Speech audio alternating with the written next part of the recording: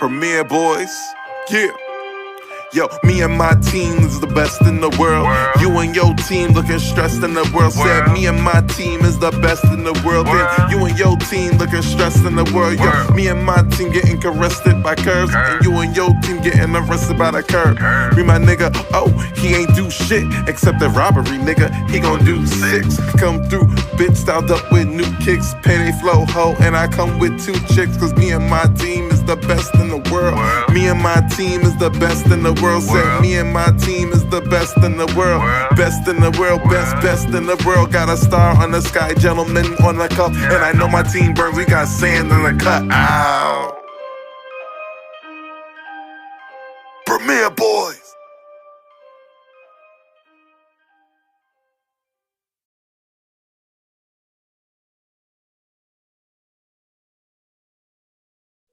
Yes, hello everybody.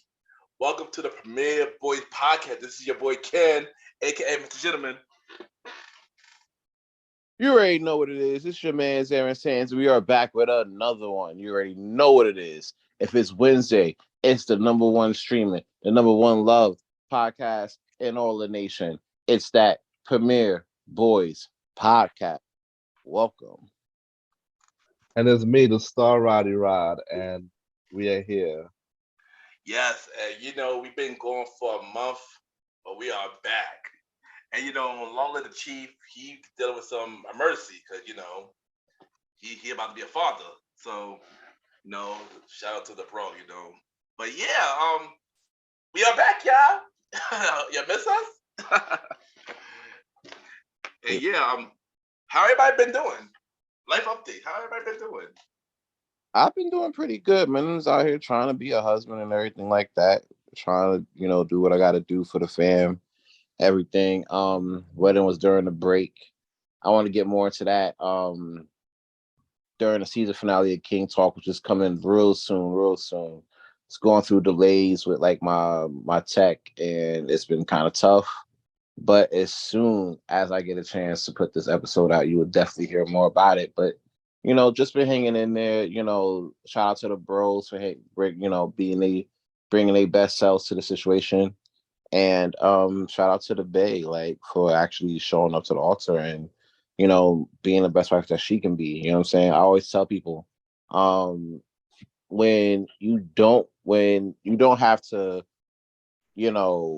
train, I wouldn't say train, but when you don't have to try to be a girlfriend or a wife and it's already in you, that makes the operation so much sweeter because it's one less egg you have to fry in the main course of life.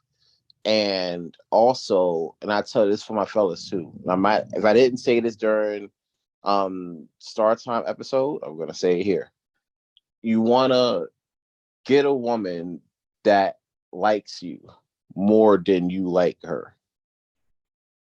Not to say that you gotta like not hate her or anything like that, but you want to get a woman that like you because a lot of times we tend to chase and try to make ladies like us. You know what I'm saying? As opposed to just having somebody just like you for you. And then that would be a lot easier. And then life would kind of go a lot easier that way, mainly because now that she likes you for you, you don't have to get her to like you. So now you can use that energy you would have used to trying to get shorty to like you to, I don't know, build your purpose, get to your goals, accomplish some of the dreams you might have had, but you didn't have time because you were too busy chasing pussy. You know what I'm saying? So if you find somebody, and on top of that, while you're sitting there getting to your purpose, the person that likes you for you is right there cheering you on because she likes you. You know what I'm saying? So yeah, a lot of people say like marriage is hard, marriage is work. It's work if you make it work. You just gotta make it work for it to work. That's all I got for now. Catch the rest on King Talk. Well, there you go, yo. Well, first thing first, congrats to you, bro, and your now wife, man. It was a beautiful wedding, man. Mm-hmm. And congrats to y'all, man. Yeah, it got me motivated to want to get something in the future now, man. So, yeah, congrats to y'all. Congrats to y'all, like, for real, man. Appreciate it. As long as they like you and they like you for what you do and not just they like you for who you are, not what you do, it makes this a whole lot easier. There you go, and there you go. That is another King Talk gem from Aaron. King Talk says, "Yo, Roddy, how life been for you, man?" Man, I'm just trying to take it one day at a time, just working home and doing it all over again. Start Time has been doing good. 30 days #1. Nice, New nice. episode just dropped with me and King Talk Sands. Don't be a simp, all right? On all streaming platforms. There you go. And yo, Roddy, that's an amazing accomplishment. Having been 30 days #1. On your first try. So for that, yo, you keep killing it, bro. Keep killing it. You already know, we stream the new episodes of Start Time. Yeah. How have I been? I mean, I've been alright. My birthday just passed. I'm 36 years old now. Hey, Yeah. I'm a year wiser. 'Cause I ain't gonna hold you. Around the time last year, if y'all heard my birthday episode, Mr. Gentleman Like the podcast, boy, I was angry last year. I was angry about the world. And I also remember I left the Premier Boy podcast on the season finale last year. But this year I feel like my mindset is a lot more different. Over the wedding weekend and stuff, I passed things up with a lot of people. Who I was upset with. I let them know how I've been feeling, and we make things work. I feel like I've been holding on for so much for all these years. I'm happy that I decided to work this out with some people that deserve to be worked out. So yeah, happy for that. But like the podcast, been #1 for 33 days for Sighting Culture. I beat my own record, and stuff like that. So it was an amazing feeling. We back with a new episode with Long Live the Chief, Malimal. So yeah, just more wiser and do more bigger things, man. I just say the chapter is going for everything. I can't don't dim my light, man. That's it. I can't dim my light for anybody else. Oh, no, fact. Shout out like Cool J. He said that. yeah. Don't pick out the flame, bro. Don't let your flame die. Exactly. So yeah, this can't, I mean, you already know I support everybody, but sometimes I gotta put me first sometimes. So I can't let I might like him to get them. Let's just say that. I like him to get them. And yeah, and I'm gonna come for that spot. So yeah, You know what I thought about, guys? Yeah. This week gonna be a Premiere Boys week. It really is. The Premiere Boy takeover. So you got Sands, man. Sands, you was on Star Time, man. That was a dope interview. Interesting interview. We got Chief. It was on Mr. Jim the podcast. Premiere Boy be back now. So yeah. Outside. Make sure you like all of those podcasts that we just named, whether it's King Talk, Star Time, Gentleman Lifestyle Podcast, or the very own Shaken Not Skirt Premier Boys Podcast. And subscribe to all of those. Cause yeah. Oh, my bad, saying because it was my fault. That was it. That's all I had. Oh, yeah. Also, we got the release date for The Bridge, the summer of 2023. So yeah, we on it. He announced it on my show. So yeah, we on it. So you said summer? Summer of 2023. Molly announced it on when he was on Mr. Gentleman the podcast. So yeah. Oh, true. So there you go, man. That's one of my boys. Yeah, it is. We're working out here, man. It's gonna be a real interesting summer, especially now I'm getting the home studio set up, so it's gonna be fun. Yeah, hopefully we could get some pockets of what too. We going for everything now, man. We going for everything. Let's to say that. I mean, well, while we support our people too, but we come for everything, though. For everything. And we still putting feet on people's necks, bro. Fuck all the bullshit. Exactly. I just felt like before we continue, I just felt like people been sleeping on us for far too long, man. For far too long. At the time that we showed them what we could do. That's what I'm saying. Yeah. Show them we could do. Yeah. So our necks is on people. We are filled with some people's necks before. You gonna wait till the summer. Yeah. There you go, man. There you go. Cause we got a lot coming up, and we ain't announced it yet, but we got a lot coming up. We have a lot coming up, but So before we get to our segments and stuff like that, we got some really really sad news.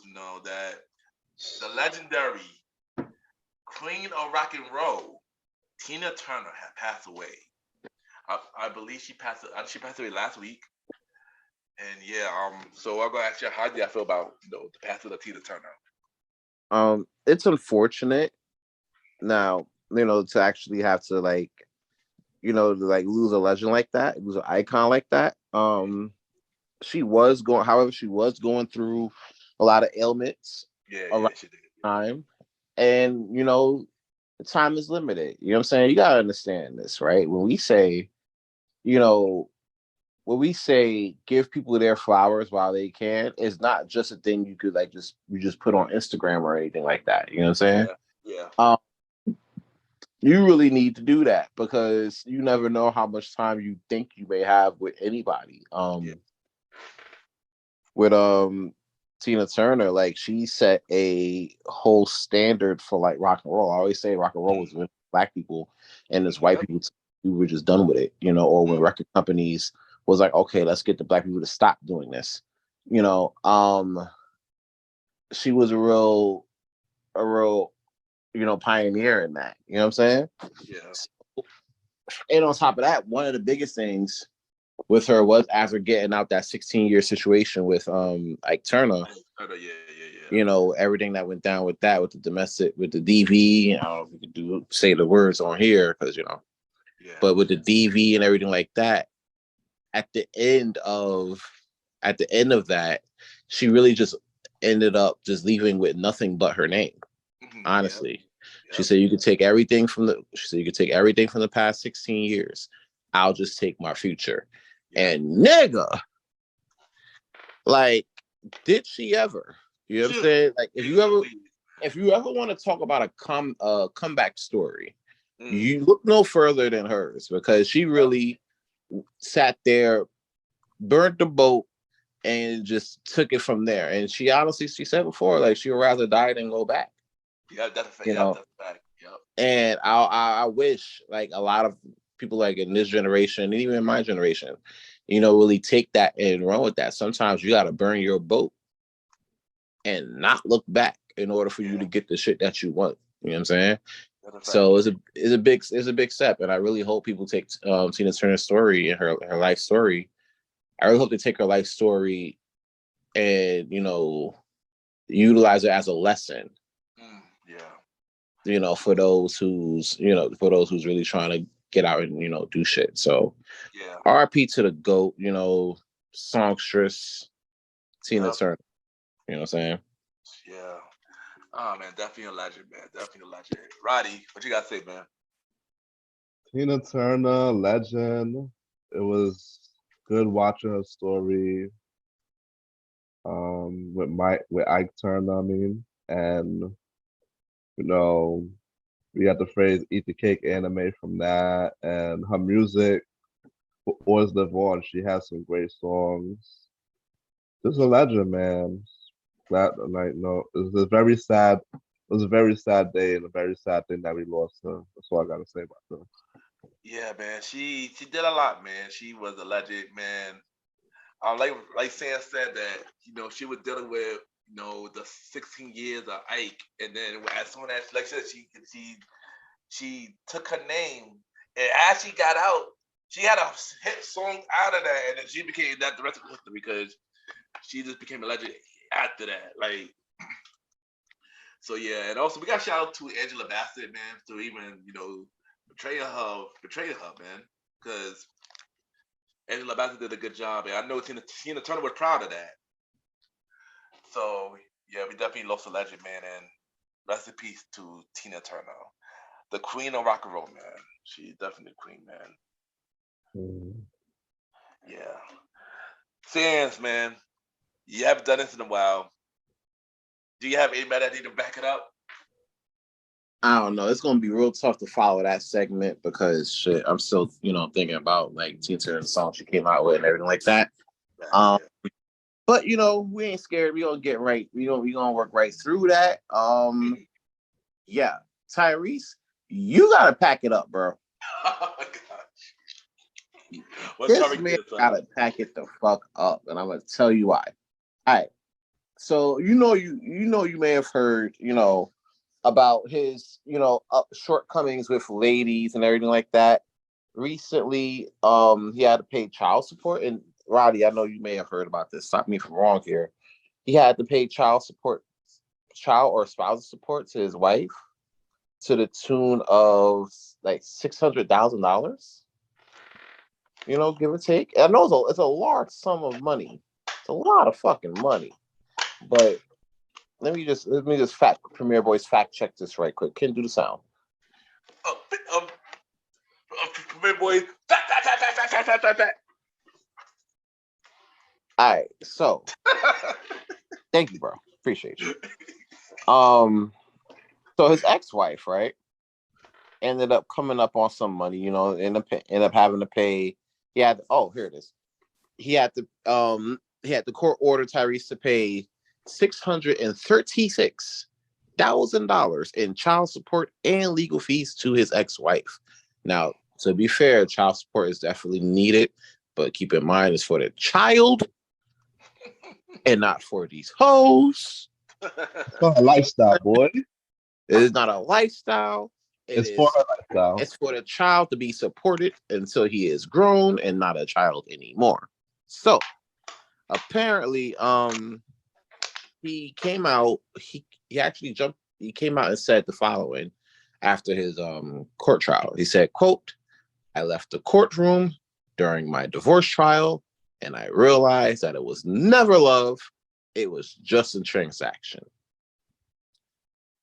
Bruh, you have to choose better. Ain't no way around that. Of course it's a transaction. You're Tyrese, which may not be like a big deal in 2023, unless you're a big fan of like the Fast movies. But outside of that, that's not really a big deal. But you're still Tyrese though.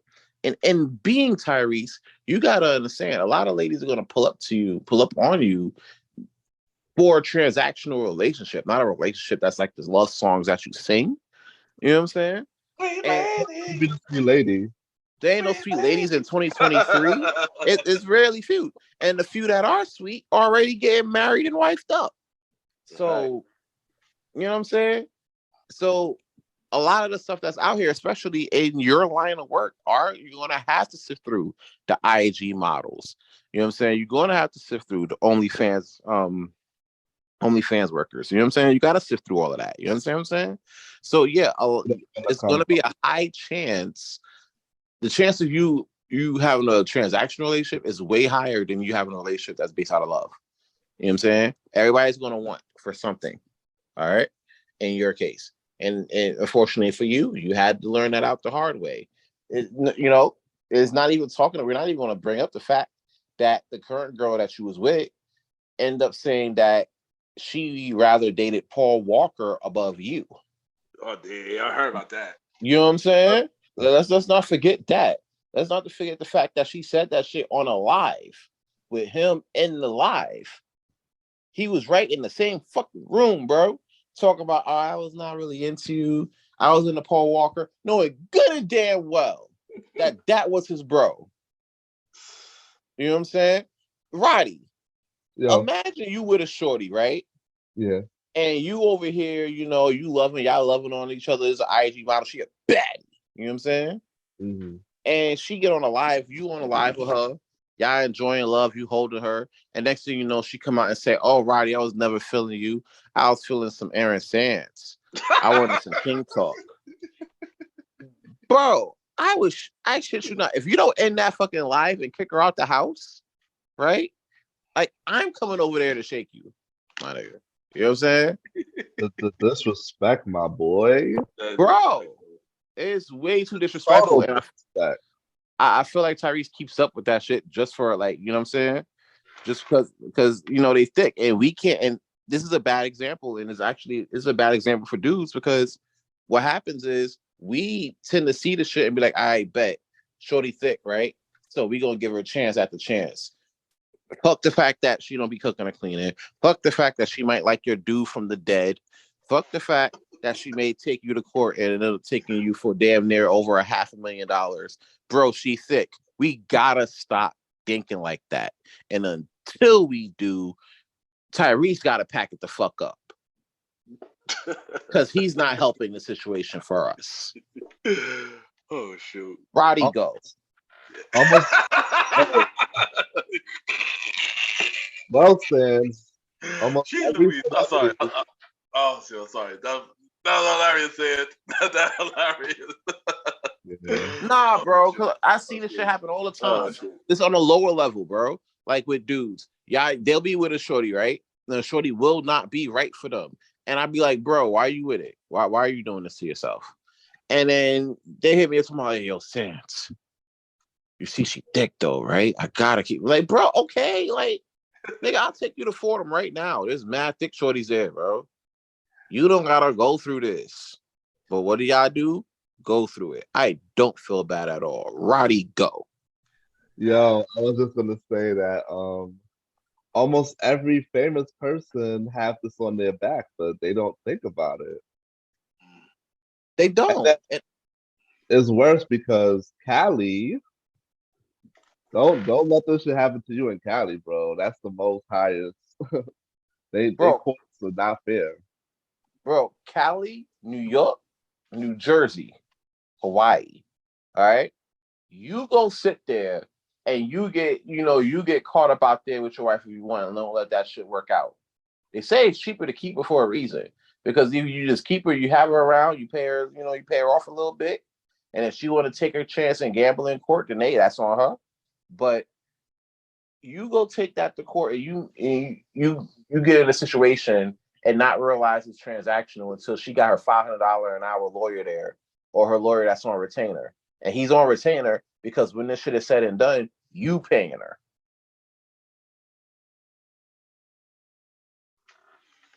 There you go. Like a lot of these girls are opportunists, but these guys don't be knowing. Well, they be knowing, but they don't be caring.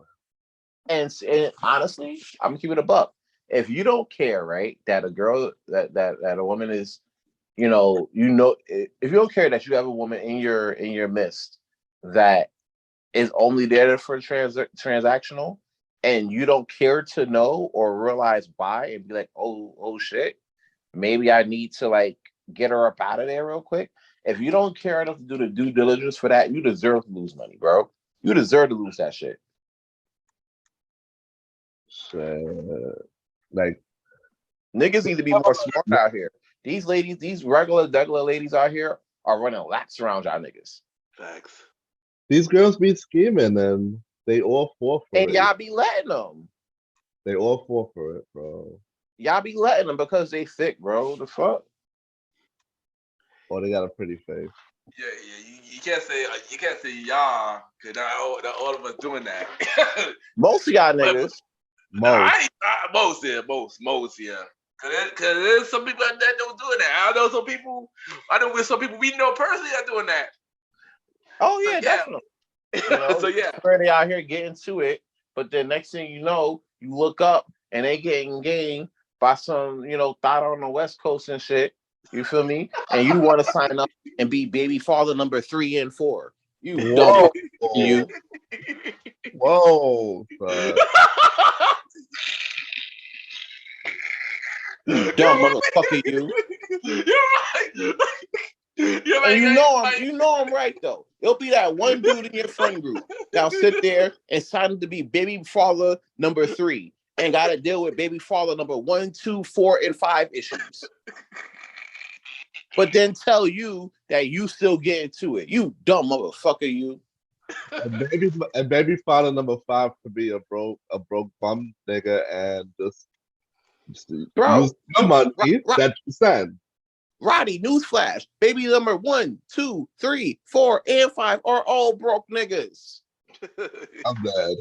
True. So when he sends that money she the broke nigga whisperer.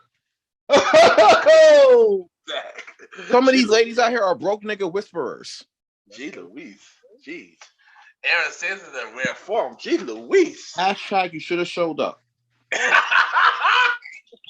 maybe he should have been packing up. Yeah, Roddy. I got him at the end of the podcast. Don't worry. Yo, Roddy, anybody that need to pack it up? I mean, I don't like my fault. She's the week. Come on, Roddy, join the circle. Who packing it up next?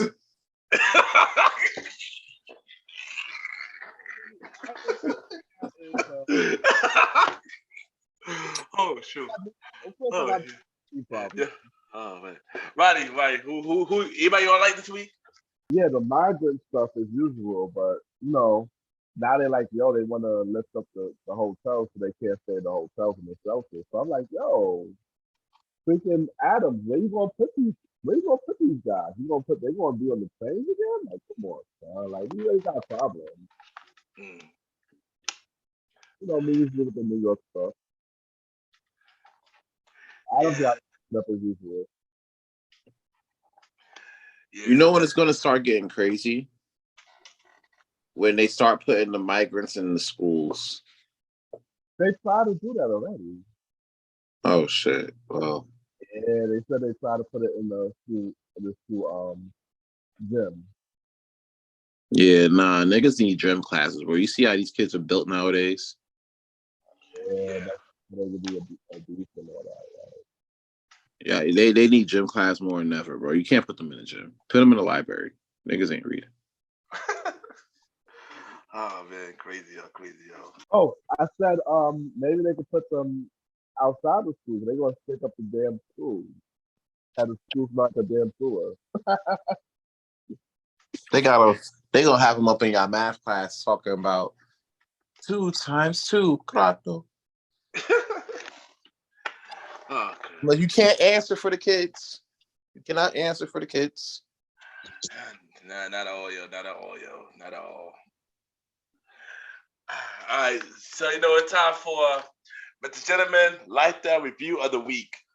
And this week, it's been a while. I watched some stuff. I ain't gonna do no fast track again. I ain't gonna do a fast. Be back to the one review per episode again. But this week, I saw a movie. Around my birthday and stuff like that. And it's a pretty good movie. It's pretty big. This is the 3rd installment of Guardians of the Galaxy, Volume 3. And I seen it, and I'm not gonna hold you. It was pretty good. Pretty dark. More darker than the first 2. Really dark, actually. It's really dark. If you watch it, you will understand. This was a good 3rd installment. Well, I said, was it the best one out of the 3? Not the best one. This is probably like the second best. The first one through the best one out of the 3. So if I had to rate this, I rate this 4.5, Mr. Gentleman.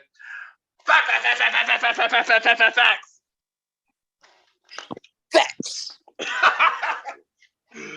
There you go. That is this week, Mr. Gentleman. Lifestyle Review of the Week. True. So, I know before we started recording today, I was teasing y'all that we got a new segment. I've been teasing a new segment. And, this is a test run of the segment. And I'm going to call the segment, What is in Your Headphones? Meaning, give me like 3 songs that you listened to this week. So, who want to start this? It could be a new song. It could be an old song. What is in your headphones this week? All right, so real quick, I'm gonna go with my I got a lot in my headphones for this past week, but I'm gonna go with 3 that I just listened to recently, like 2 days ago. All right. So the first one is an oldie but goodie, Rock and Roll Gangster by Alon. You may have heard this on an episode of Boondocks.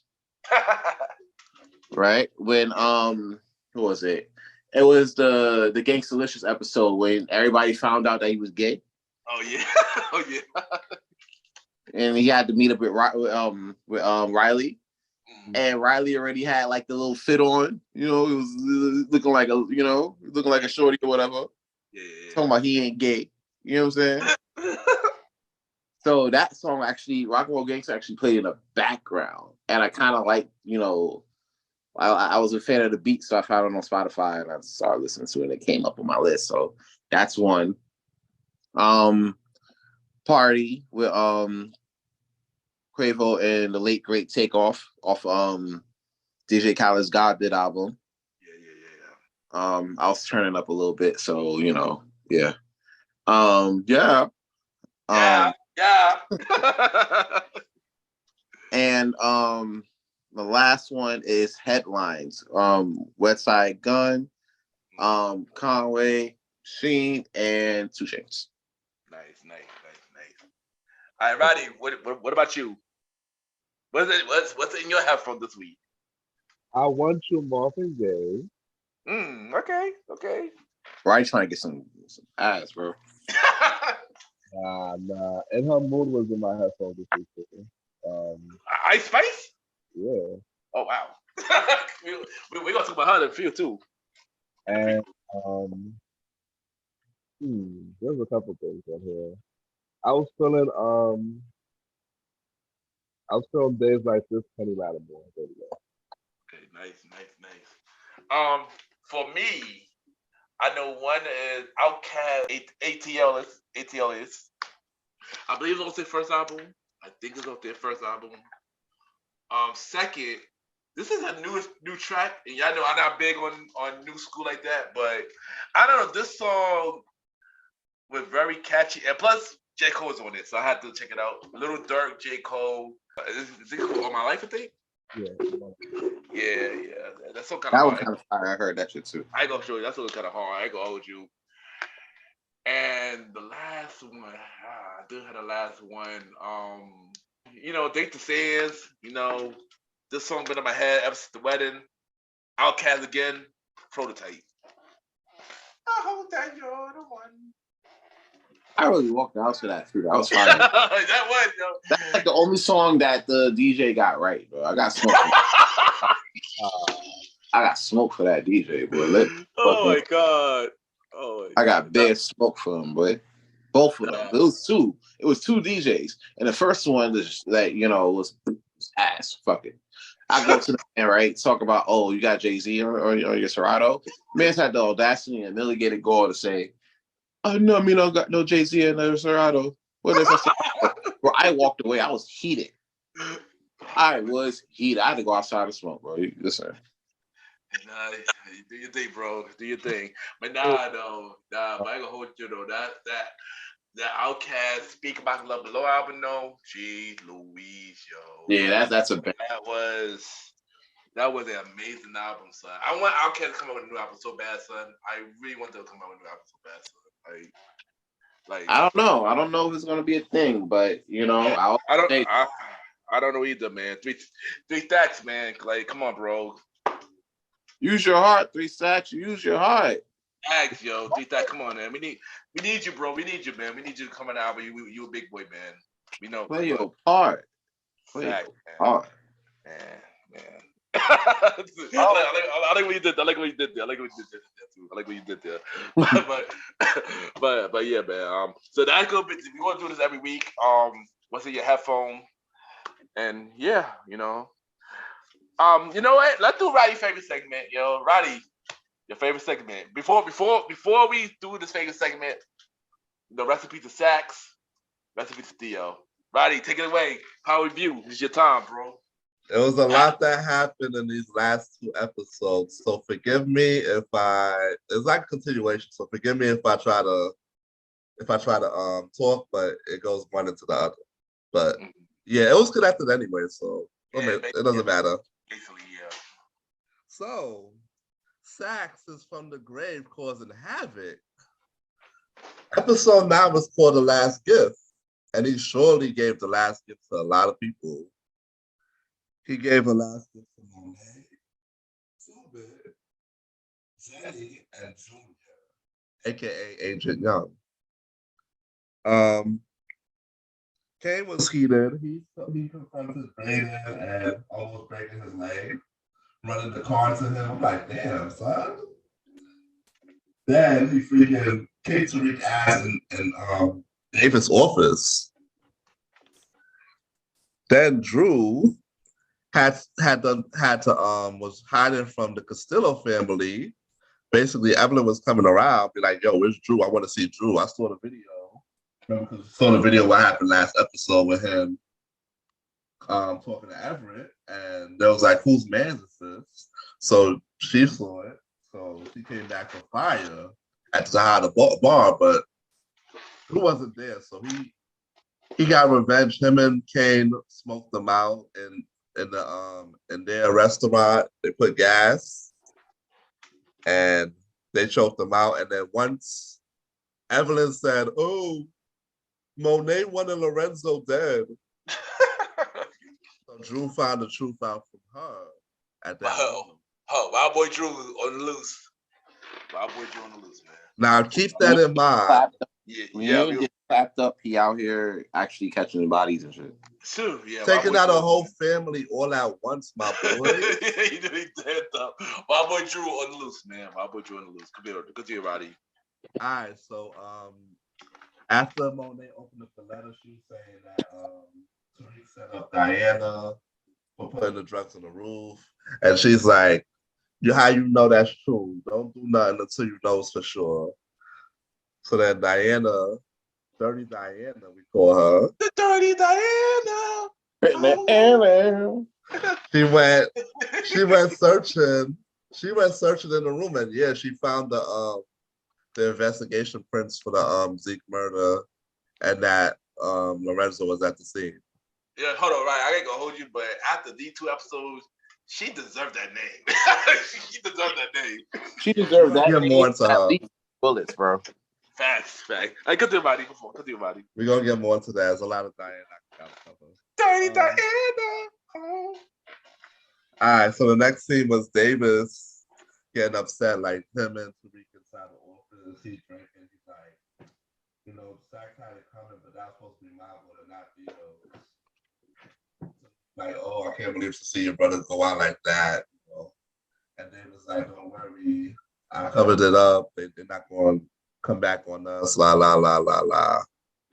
So yeah. And then Jenny, she went to the morgue to pick out Sax. So yeah, we know Sax is really dead. Then Weston, Father. No, I was saying, oh no, because Sax is really dead. Oh, no. Continue. Yeah, once you go to the morgue in Power and you see the body at the morgue, you know it's confirmed. Yeah. Once you see a body, it's pretty much confirmed. Like, basically. So Weston Holdings gets shut down, and the father Roberts called everybody to the office, and he's upset. And Braden's saying, "Oh, it was Lucas. I knew something was going down. I saw it in the books. I kept it from Kiki. She had no idea. Sticking up for Kiki and shit." Kiki, do you love me? Love me. My dude Trace was on one. He was like, "Oh, she was fucking him. She knew all along." Whatever. Orange J disappeared. He left town.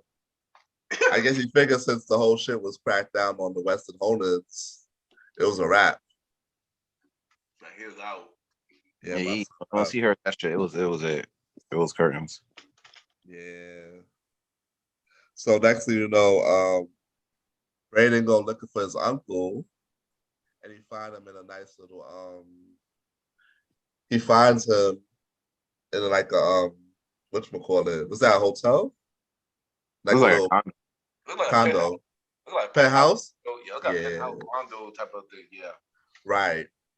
So next thing you know, he talks to him, and then next thing you know, he tosses him over the roof. I'm dying.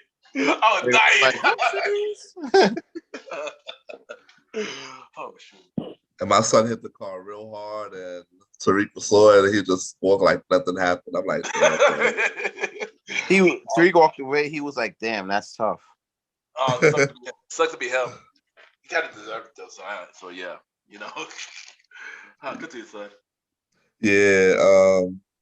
Next scene, Diana meet up with the brothers, and she say, "Dirty Diana." Oh. Yeah. Then she say, Monet's always the effing problem is her. Then they go to the house and confront Monet. Drew got his feelings. Diana got her feelings as usual. And then Monet was like, "Don't put your fucking hands on me." And the next thing you know, they Drew and Diana come up with a plan, which we found out later. My boy Drew and Dirty Diana. So my boy Drew is his nickname. Yeah, my boy Drew. Yeah, my boy Drew. Yeah, I call him my boy Drew. I've been saying I've been saying that this whole season. Yeah, because all he been doing is been shooting niggas and getting clapped up. That's a fact. My boy Drew, yo. Getting clapped up by niggas on Plenty of Fish. It's not niggas that killed his father. Oh man, that boy been about good. Continue, Roddy.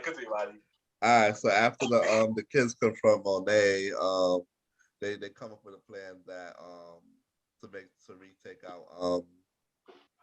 take out Monet. Now keep that in mind because in the next episode you want to see. Yeah, it'll come together. Yep. So next thing you know, we see 2-Bit. Random appearance from 2-Bit. Yes, because it wasn't like if Tariq wasn't dealing with enough already. That's a fact. Oh man, that's a fact. So 2-Bit comes through, and 2-Bit say that he know Tommy's out. He got the location for his mother, and then he said somebody gonna come after her. That at that moment he knew that he was talking about Tommy. Wait, hold on, Roddy. Well, once again, I was wrong again for my prediction. I said remember in a couple episodes back, Roddy said that we're gonna see Tasha this season. You're gonna see Pounds this season. We're gonna see Tommy this season.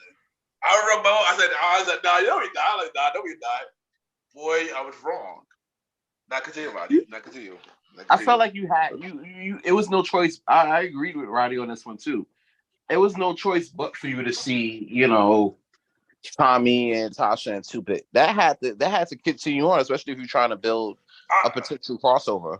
Yeah, I did. Yeah, I at the time I wasn't thinking that because in real life, Tasha was pregnant in real life, and Tommy, I didn't think he would come back to New York so quick. So I didn't think it would happen at the end though. Roddy, continue, man.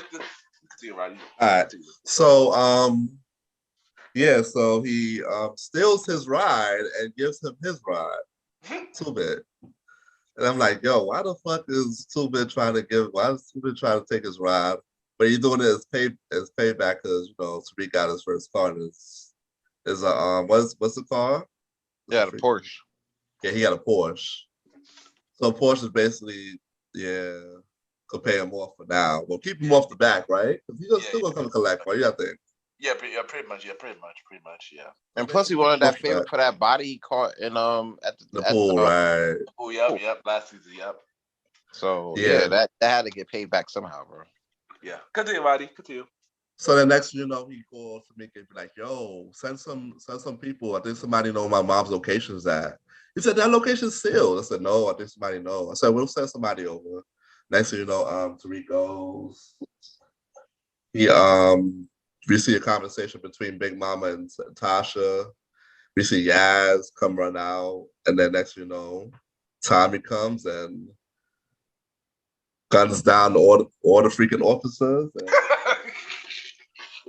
next thing you know, we see Tommy and Tasha. He pointed a gun at Tasha, and Tariq comes through, and the officer comes behind and shoots, and he shoves him back. And then next you know, we see Tariq get knocked out. Tasha. Well, we don't know Tasha yet, but no. But sadly, because I've watched 10, we come back in 10. That's the first scene. Yeah. He wakes up in the hospital. Tamika's like, "Oh, your mom's missing." La la la. So then, that was episode 9. Yeah, episode 9. Yep. Now let's do 10. Let's do 10. No, let's do 10. Keep going. Oh Roddy. yeah. Keep going, Roddy. So episode 10 starts up. Drew in his bag. He's deleting pictures off forever and Gordo and shit. Because he's not clapping them up no more. Yeah, everybody, pretty much everybody looking at mirrors in some kind of. And everybody looking at mirrors for some reason. Yeah. Look at the self. For some reason. Continue. Then Monet finally This shit finally happened. She meets Norma. Yeah, oh yeah, fact. About time. And then they have their convo, and she wants to take charge of the operation. And they're talking about Mecca and all this and that. How Zeke was her son and whatnot, and how they didn't keep Zeke out the business and his life and stuff. And Obi gets sniped because Monet told Norma that Effie was in jail. Yeah. So next thing you know, they come out. Tommy pops up on Tariq and told him everything. Told him that everything that happened. So they get a flashback of what happened, and that Tasha knocked him out, and they talked and they hashed it out. And it was a real good moment to see, right, y'all? Yeah, that was lit. It was good to see. That's positive. Facts. But Tommy not gonna be after Tasha no more. Yeah, that was a good moment to see. Yeah, it definitely was. Kicked out finally. Yeah. Good thing about it. Next thing you know, Tate wins the election. New York leads his girl. Like we really surprised about that. New York leads the way. Yeah, he's a New York leads the way. So. But he loses his girl. Oh, sucks to be him. Oh. But she knew Tate was 30 and she had like So then let's see. Lauren's talking to Jenny and she's like, yo, get me to talk to Effie. So I don't want you to do that. So I could probably get Effie to flip, blah, blah, blah. So she does it. She got Effie to go in there and talk to her, and Effie's over there like giving her like to say like, no, I don't really give a fuck about you, son. I'm like, wow. She was crazy. Right? Yeah. Hmm? And then next thing you know, you see Kane and Monet pull up on the Westons. And he freaking robs trace of his watch. And they take paintings, right? Yeah. And then of course the father's pissed off. He's like, you were supposed to lead this life. That's not you. You're not like them. And by them he meant black people. Basically. And then Brandon gets mad and walk out. And then Brandon meet up with Tariq and it's like, yo, I don't know if I can do this no more. I want to get out the game. Yeah. I can't do it no more. I gotta walk. I gotta walk, man. Yeah, bro. It's crazy, bro. So then, he got the Westons. So we get another Lauren scene after that. Lauren takes the stand and literally annihilates Jenny. She deserved it. Takes a shit on the whole case. Sat down, squatted, and took a whole shit on the case. Back. But wait, the night before, then they meet up with her in the park anyway? Yeah, and Kane kidnapped her parents. Yeah. Oh, boy. If you want to see your parents again, don't testify. That's how you say Yeah. Oh, so the scene before that, where they met up in the park with her and they was talking to her, and she was like, she don't trust them, and they wanted to. She pulled a knife on pocket knife like she did with Tariq the last time, like. Pretty much. So she went up there. She made a fool out of Jenny. Yep. They came out and she told the other officers that she made her look like a fool and stuff. And the main sergeant said, you know what? We can only hold Effie for like 24 hours. Let it go. This is it. Fire is done. So once again, the agents lost again. Yep. Uh-huh. No, the was losing their power, boy. They deserve it, yo. Cause they're dumb. Yeah, they stupid. And then on top of that, they do shit, and it's really like it's really unethical. A lot of shit they be moved, the way they be getting the cases is unethical.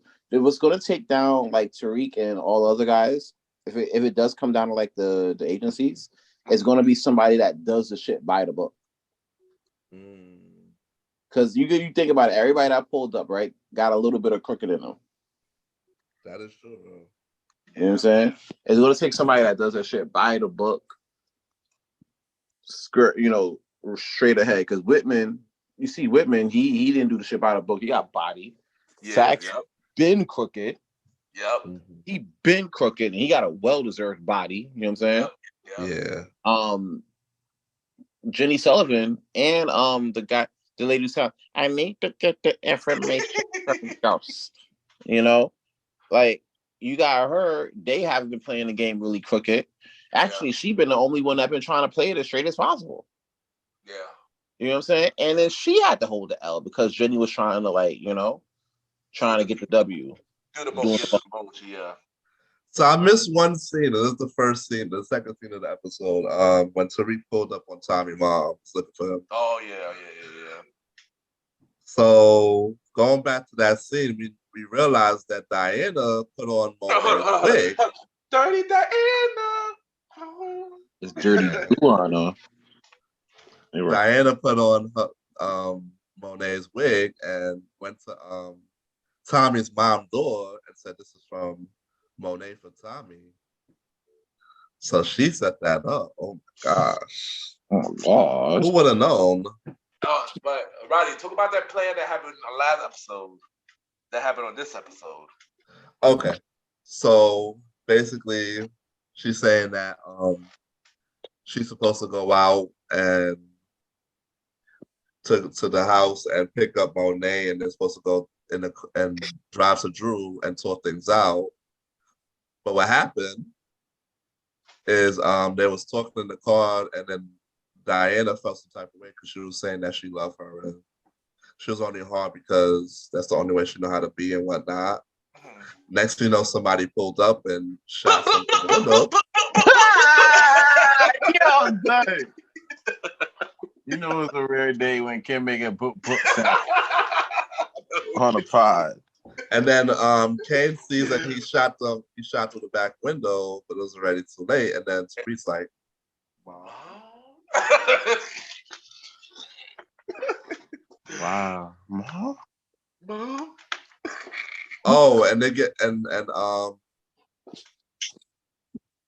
Agent Young ends up getting a USB drive. Oh yeah. As his last gift from Sachs. Yeah. Now remember this because in season 4 we're gonna find out what that USB drive has. And also we get an appearance from Paz, his mother. Paz appeared in this episode. Yeah. Roddy also predicted that too. I just want to see all the power casts come back once. I was shocked. I was shocked about it. It really did happen. It really did happen though. That's the thing. That's the crazy. Only person that messes with Prima is Omari.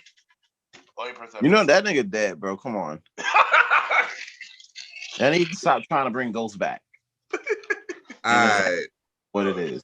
Oh, and then we get to the ultimate last scene. Oh man. Louise. Oh damn. This is what happens before Roddy gets into it crazy. This is what happens when you try to help and save everybody, and then niggas don't give a fuck about that. That's a fact. Roddy go. That's a fact. Before I get to the last scene, Lauren, she and her parents look like they went away for a while. They probably moved out or whatever. Yeah. Effie got out of jail. Thank you. I was just about to tell you that.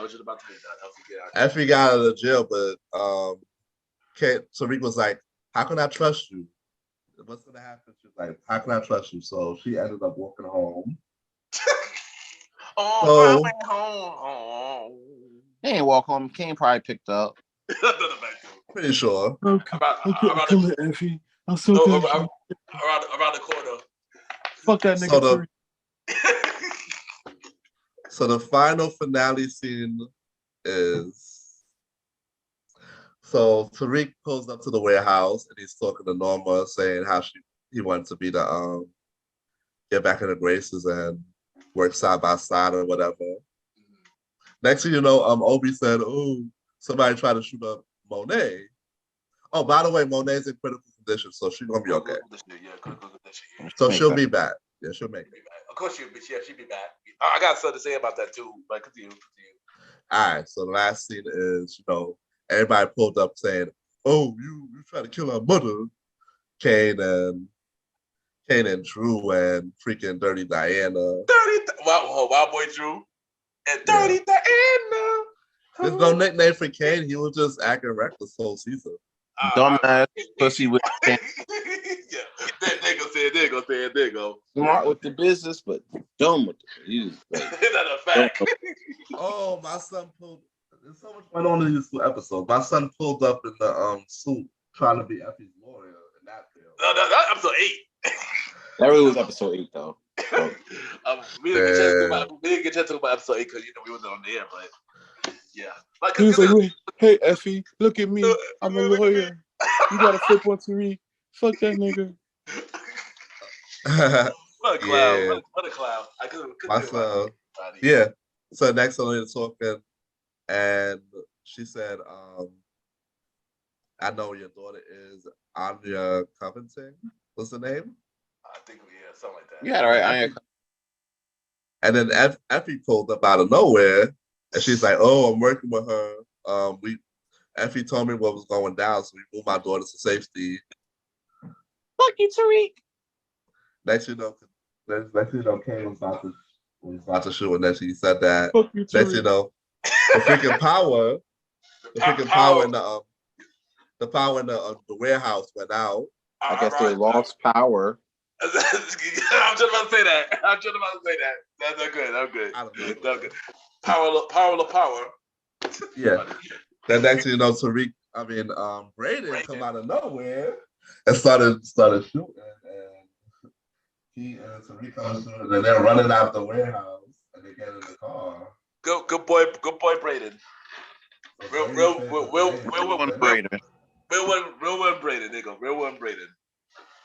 Yeah, let's see the finale now.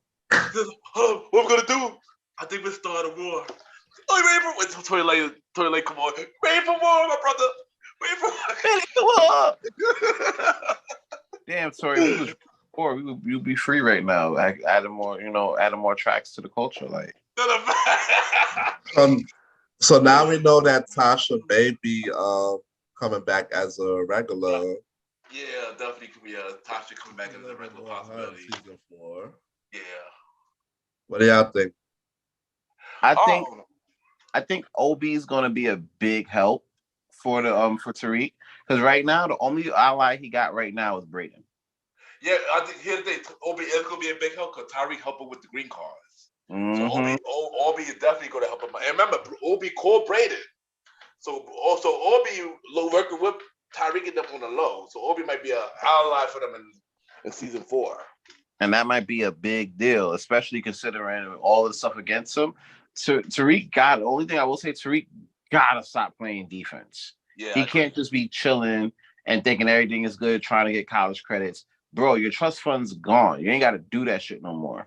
Yeah. You know what I'm saying? Like, what the fuck are you gonna do? These niggas are sitting there getting you lined up, getting your moms in danger. You feel me? Putting your whole family and your sister at risk, bro. Like, nah, bro. Go on offense. Everybody that was in that meeting that was like, "Fuck you, Tariq," you should have a bullet with their name on it. Like, I agree. All of them gotta go. Everybody gotta go. All of them gotta go. I would predict this shit right now too. I'm gonna jump out the window. I'll predict this shit right now. I'm suggesting there's 3 of them Tejada kids. Yeah. 2 of them ain't making the season. I agree, and it's gonna be I agree. It's gonna be Wild Boy Drew and Dirty Diana. Dirty Diana definitely needs a beer. She'll be the first. But why do I feel that she'll be the first one to go? Actually, why do I feel with Kane bad decision making, he's gonna get one of them killed because of his bad decision making? Oh, that could work too. Yeah, that could work. Like they're gonna be like a good wrong place, wrong time situation. Sound like how Tariq with Raina. Hey, listen. Wait till Kane find out that Tariq got his sister killed. Diana Day's numbered. Yeah. Oh my You already know Kane. gosh. You already know Kane want to be like Tariq so bad. Wait till you find out Tariq got his sister killed. Yep. It's gonna be the same fate. It's gonna be the same King gonna be fate. like, King gonna be like, damn, that's crazy. He did that shit. Hey yo, Diana, let me see something real quick. And then getting her killed. Yeah, Watch. I believe it. I agree with you on that. It's gonna be the same He's dumb as fate. shit. Cool. So he probably Yeah, I agree. he probably gonna have to choose between her sister or Effie. And he probably gonna choose Effie because she like I said before, because she thick and that box is real. Like what? Like it's happening, bro. Like, come on. Let's not act like it. But I got a question for y'all. Did the season finale give you that next season could be our last season situation? Did it felt that way to y'all? Because it felt that way to me. In a way, yes. I'm gonna tell you why. Because at this point now, Tariq, right, has chosen the lane. Yeah. All the past 3 seasons, he had to struggle with being like the school dude and then being like the gangster and shit, right? Yeah. At this point, it's like at this point now, he's decided that he's all in on the gangster shit, right? Him and Braden. The family fucked up, you know what I'm saying? Tariq's trust is on, you know what I'm saying? With the whole Western Holding shit, maybe they get it back, maybe not. But you know, what are you gonna do? You're gonna do what you gotta do. And doing what you gotta do, yes, includes, but not limited to, you know, selling some drugs here or there. You feel me? That's a fact. Yeah, that's a fact. Also, next season, here the thing. We know Monet gonna be alive. I saw a leak. Monet standing by the water. She's alive. So we know that already. Also, it's more. A new character is coming next season. I heard about that. Michael Ealy character. I don't know what his character is gonna be though. We know he in the show. I don't know what his character is gonna be. I heard rumor he a cop though. I heard he a cop. That's what I heard. He's not a cop, bro. He's not just a cop. He's actually like one of the commissioners leading like a drug task force.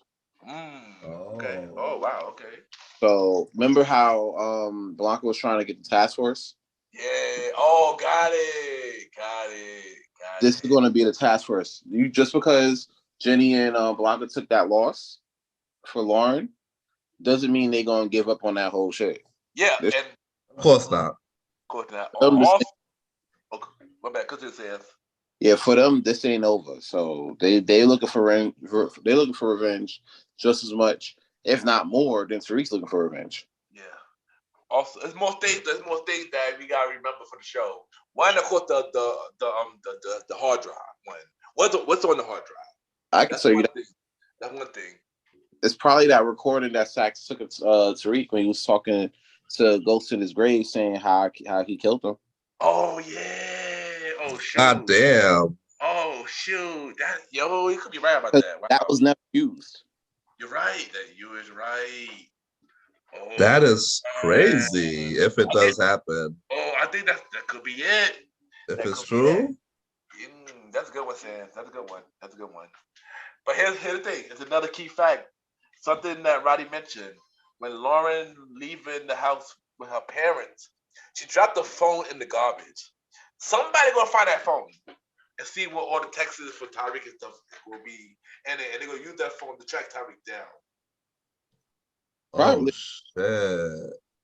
I didn't peep that, boy. Yeah. Cause remember when Tyreek hit her up about Lauren after the trial was done, she threw the phone in the garbage. Remind you, that's in that house that Lauren's in. So it's pretty much Jeannie gonna get all hype again. She gonna find the phone, and she gonna figure something out. I don't think she's gonna find the phone, but I think Junior's gonna find the phone. You gotta remember too. Him too. Junior, he was gonna take out Ghosts. Stop them, right? Yep. But yeah, he was gonna take him out. So you think about it, right? All he wanted to do was get revenge on St. Patrick's for what they did to his auntie. You feel me? Yeah. So even though his auntie was out here getting clapped up, willingly for like 6 seasons. Yep. You know what I'm saying? He got to get revenge for his family, which I commend. So if he can't take down his father, fine, he's gonna take the son. Yeah. But So also, he's gonna be a very dangerous, like you said, Ken. He's gonna be a very dangerous person in season 4. I said that earlier in the season. He gonna play a big part in season 4. I think that finale just proved that he gonna be playing a big part in season 4. With that hard drive. So yeah, and he gonna be Tyreek Sachs. He gonna be Tyreek Sachs. How Ghost was with Sachs. Angela's nephew is gonna be. He gonna be the Sachs and to Tyreek. Tyreek is gonna be the Ghost. So yeah, he gonna be like that. But also, you gotta think about Force now, because Force is about to come back on September 4th. It's September 4th, right? September 4th. That's late. Yeah, Force come back September 4th. Remember, Blanca is on Force too. Remember? Ain't that Oh awesome? yeah. He also on that show too. He can. So she gonna be working double duty, apparently. I wonder if Tupac gonna show up in this. I was just about to get to that. There's a rumor that he is in season 2 for 10 episodes. That's what I hear. Tupac. For what? For, Oh yeah. I hear rumors of that. I hear right now. You know, 10 episodes for season 2. From what I heard, I don't know how true that. We gotta wait until we see it, but I heard it's in season 2. Because Force needs to get turned the fuck up. I agree. I just saw the tease for it, and they got new characters too. They got a new detective in season 2 of Force. So I want to know what that about too. So yeah, I mean, it could be interesting. You know, could be pretty interesting. But before we leave the topic, anything else y'all gotta say? Nope. This was a good season of Power Book 2 Ghosts. It really was. The writing was insane because each episode we would predict stuff and the total opposite would happen. Yeah, I ain't gonna hold you. From Power Book 2 to Raising Kanan, because Raising Kanan stepped up in the game 2 last season. Like, geez Louise. Like, yeah, I'm curious to see what's gonna happen with Force. You know, I'm curious to know what's gonna happen with Force. So yeah. I next we got some prequel news. First thing first, Diddy versus Jermaine Dupri versus. They got a date for it now. Their verses will be September 8th at Madison Square Garden. Has to win that just off of home court advantage. Fact, I know. Yeah, Diddy definitely win. I know that might not mean much thanks to Dipset on that one, but you know, yeah. Diddy has to win that one, and I think he will. Honestly, I agree. It shouldn't be. It's not going to be like low difficulty. It's probably going to be medium to high difficulty. But I can see Diddy pulling the ski, like eking out the W on this one. Diddy go have so many cheat codes. Trust me, he gonna have so many cheat codes. But I do see JD doing some cheat code. But I think Diddy is, But y'all already know how it is. Y'all already know. Even based on this, I think if they do this, Diddy got a really home court advantage on this. The placement, yo. Y'all already know the placement, son. Like, come on, Diddy could honestly play a Biggie song, and then he could automatically win. like you think about it, or locks, or I mean, I'm looking forward to the verses though. I'm gonna hold you looking forward to it. Yeah, I don't know. It could be any more announced yet, or this could be the first verses they're gonna start off with for the season. But yeah, he needs to play. He needs to play what? Get off. Get off! Oh man, that'll be fire. He does. That'll be fire. He does. I hope that I'm rooting for Diddy, bro. But yeah, me too. I agree. Yeah. Let's see. I wonder if I wonder if the ticket prices for that is going to be kind of reasonable, so we in the building. Sure, it's Madison Square Garden. You know it's not gonna be reasonable. It's Madison Square. It's Madison Square, son. It was at the Barclay, maybe would be reasonable. Madison Bro, Square. overcharge for Knicks tickets. Like, come on. So we'll watch it on the TV. Yeah, most likely. All right, next off the prequel. We talked about this last episode, so this is an update. Ed Sheeran won the case. So, question, fella, was y'all surprised that he won? No, I mean the song didn't sound like it was, but family, they got the Robin Thicke one right, so it's like it's like all right, let me see if I can go to the well again, and it didn't quite work out for them. Yeah. It was unfortunate. I agree with that too. Like I didn't feel like it did sound like it, but we just never know because it's Marvin Gaye family because they go hard. So As they should. Yeah. Roddy, you got anything to say about Ed Sheeran winning? Nah, I'm just glad he won because I don't think he really did it. All right, there you go. Next, Carmelo Anthony retired. How you feel about it? I said years ago that Carmelo Anthony wouldn't make the Hall of Fame because he never got a ring. I could be wrong because even though he didn't get a ring, he damn sure made up for it by having the most medals in USA basketball history. Yeah, he did. Yeah, I believe he did. So, and he like top 10 best scorer of all time. He's definitely a top 10 best scorer. And most of the guys who make top 10 are in the Hall of Fame. So I always, look back then, I made a mistake and said that, but shit, Charles Barkley can make the Hall of Fame. Enough, yeah, fact. Also now, since this retirement, it's rumored that LeBron may be next retiring. Do you think that might be the case? LeBron's not going to retire. He just wanted I ain't gonna hold LeBron's like a whole drama queen, bro. He be wanting the attention off of him getting swept by Denver. That he's like, okay, now I want to go retire. No, he's not retiring. He just needed news. He needed a newsworthy announcement to take off the attention that he got swept in the Western Conference Finals by Denver, a team that really, besides Jokic and Jamal Murray, really and Aaron Gordon, really didn't have anybody. You feel me? I didn't know nobody in Denver. That's a fact. Exactly. I had a struggle pulling those three names. Like I know those three names. So outside of that, I'm really struggling to pull out a fourth name. You feel me? I can't answer that either.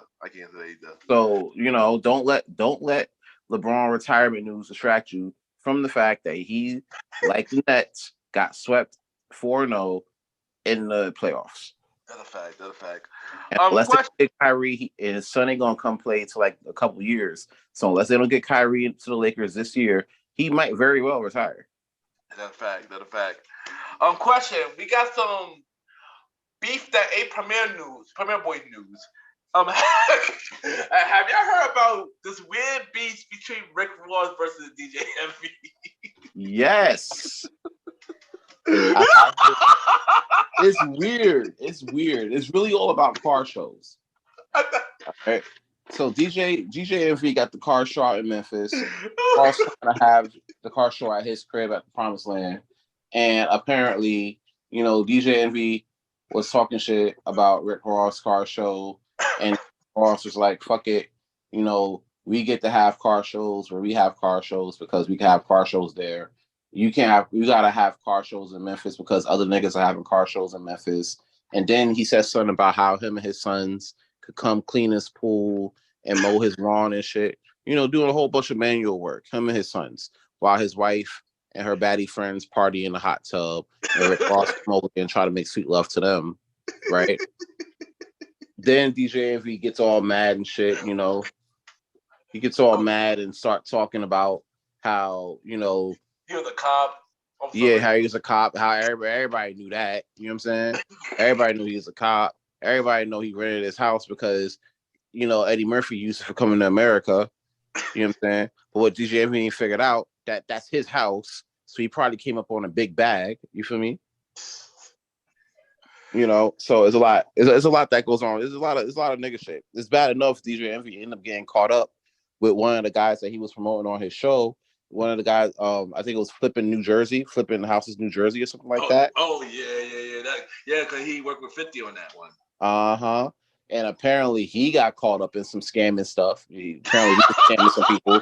So it's looking really bad for DJ Envious. DJ Envious. You know what I'm saying? And to be fair, you know, I'm kind of biased on this one, but I'm rooting for Rick Ross to win this little because DJ Envy was talking about some shit when it came down to Kevin Samuels and shit.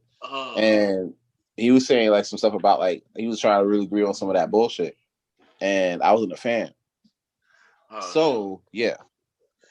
DJ Envious. And he's still apologizing to his wife for cheating on his wife with Erica Mena. So now his wife got to go out here and be like, oh, well, that's why you don't make me nut. That's why you come quick. I wish my wife would. That why I take vacation for 30 days. That's why I go on vacation for 30 days. My wife, I'm going to Jamaica for 30 days. Well, and see how fast I'll be single. Yo, Roddy, how you feel about this? DJ Envy and Rick Ross beef. DJ Envious. It's weird as fuck, but yeah, that's all I'm saying. It's bad weird, son. Oh, sure. DJ Envious. We'll have you and your sons clean the pool. I need you to clean the whole pool. All your baddies, your wife and her baddies. Come to the house. I'm going to have Big Funky come to the car show. So, what? Oh, shoot, I'm done. Oh, man. That's AEW, man. Rick Ross all elite out here. He went all the way out. It's the embassy. Keith Lee, a.k.a. Big Funky. It's Big Funky. You have to go. Oh, true. Rick Ross, Rick Ross need to be like an actor. That dude hilarious, yo. He need to be an actor. So that dude hilarious, yo. I swear. Oh, shit, I swear. Next frequent. Ice Spice is on the new Taylor Swift song called Karma Remix. Are y'all a fan of Taylor Swift? And how y'all feel about this? How you feel about Ice Spice crossing over? No, I don't like Taylor Swift. Her sad ass songs. Roddy, what you think about that? Not a fan of Taylor Swift, and why? Well, Sam, you want to answer this? Yes, why? You want to answer why? All right, so basically with Taylor Swift, right? Her boyfriend apparently said some racist stuff. You know how Taylor Swift love her pink color, her not her pink color, but her like chicken cutlet colored love. You know, so apparently her boyfriend said some racist stuff. You know, regarding like our people that look like us. And apparently having him around is a bad PR move, which I agree. It is. So, in order for her to clean up her image, she had to do a song with Ice Spice. Hence the bullshit y'all hearing right now. Yeah. And I heard a clip of it on Shade Room. And even though I do believe Ice Spice is gonna be a big thing, I do believe it. The song's like, if I had to rate it, I'm not a Taylor Swift fan, so if I rate it, it wouldn't even matter because it'd probably be a low rated anyway. But yeah. I mean, it's good for. Here's the thing. Because me and Sam talk about off screen. Ice Spice being on the Taylor Swift song is a good thing. It's a good thing. It's a great thing for Ice Spice. The reason of her being on the song is not a good thing. It's not a good thing.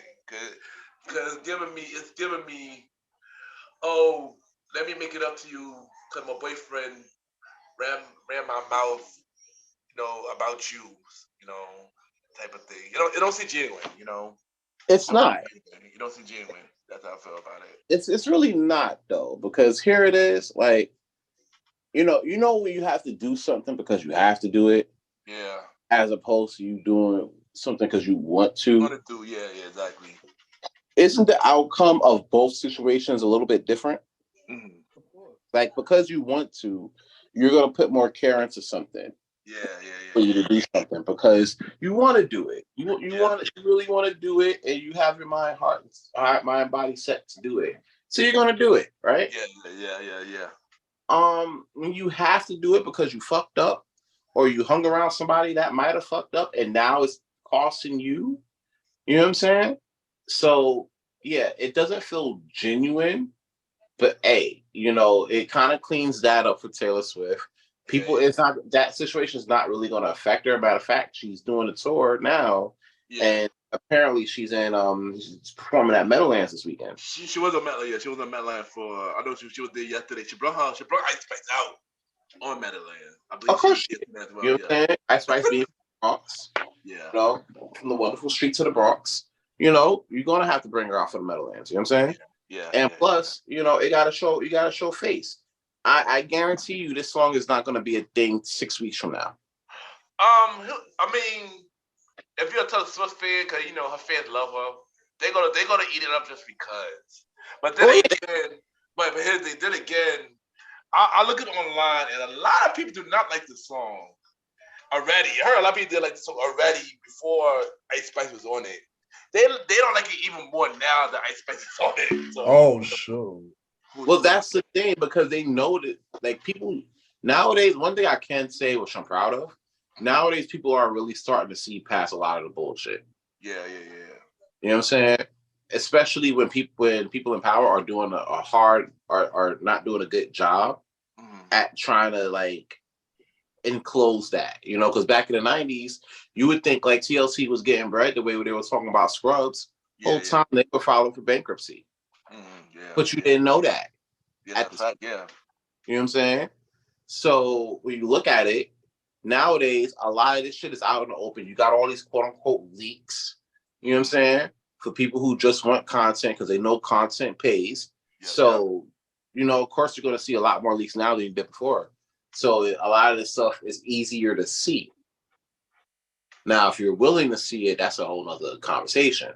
Yeah. But it's easier to see now than it was back then. That's a fact. And like I said, Ice Spice crossing over. It's a good thing.